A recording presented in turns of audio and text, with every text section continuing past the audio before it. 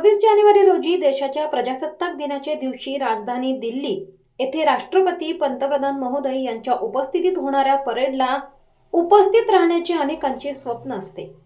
मात्र ते अनेकांना सहज शक्य होत नाही.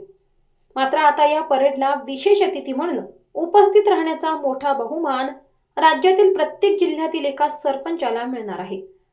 हा मान यंदा कोकणात रत्नागिरी जिल्ह्यातील ग्रामपंचायत पोमेंडी बुद्रुक कारवांचीवाडीच्या महिला सरपंच महोदयांना मिळालाय. महाराष्ट्रातील प्रत्येक जिल्ह्यातून एका सरपंचाला बहुमान केंद्राकडून मिळणार आहे. रत्नागिरी तालुक्यातील ग्रामीण भागातील पोमेंडी बुद्रुक कारवांचीवाडी या ग्रामपंचायतीच्या सरपंच असलेल्या ममता जोशी यांची निवड केंद्र शासनाकडून प्रजासत्ताक दिनाच्या दिवशी होणाऱ्या दिल्लीतील परेडसाठी विशेष अतिथी म्हणून करण्यात आली आहे. यासाठी केंद्र शासनाकडून व राज्य शासनाकडून ग्रामीण पातळीवर राबवण्यासाठी असलेल्या योजना व या योजनांची अंमलबजावणी, योजनांमध्ये असलेला लोकसहभाग, त्यासाठी केलेले प्रयत्न आदी निकष निश्चित करण्यात आले होते. केंद्र व राज्य शासनाच्या लोकाभिमुख योजना जनतेपर्यंत पोहोचवणाऱ्या जिल्ह्यातील काही ग्रामपंचायतींची निवड या उपक्रमासाठी करण्यात आली होती. त्यांच्याकडून यासाठी माहिती मागवण्यात आली होती. या ग्रामपंचायतीमधून जिल्ह्यातील पोमेंडी बुद्रुक कारवांचीवाडी या एकमेव ग्रामपंचायतीची निवड करण्यात आली आहे.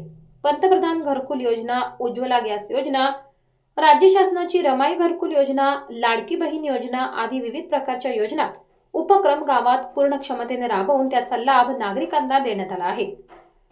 आमच्या पोमेंडी गावाचं नाव दिल्लीपर्यंत पोहोचवलं आहे, याचा मला अभिमान आहे. या गावची लोकनियुक्त सरपंच म्हणून हा बहुमान मला मिळाला, त्याबद्दल मला खूपच आनंद होत आहे.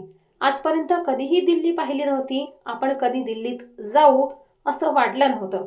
पण योजनांमधील नागरिकांचा सहभाग, विविध उपक्रम यामुळे आमच्या ग्रामपंचायतची निवड शासनाकडून करण्यात आली आहे. ग्रामीण भागातील शेतकरी कुटुंबातील मी गृहिणी महिला सरपंच आहे आणि मला आज दिल्ली येथे प्रजासत्ताक दिनाच्या परेड कार्यक्रमाला विशेष अतिथी म्हणून उपस्थित राहता येणार आहे, याचा मला आनंद व अभिमान वाटत आहे, अशी प्रतिक्रिया ममता अंकुश जोशी यांनी दिली.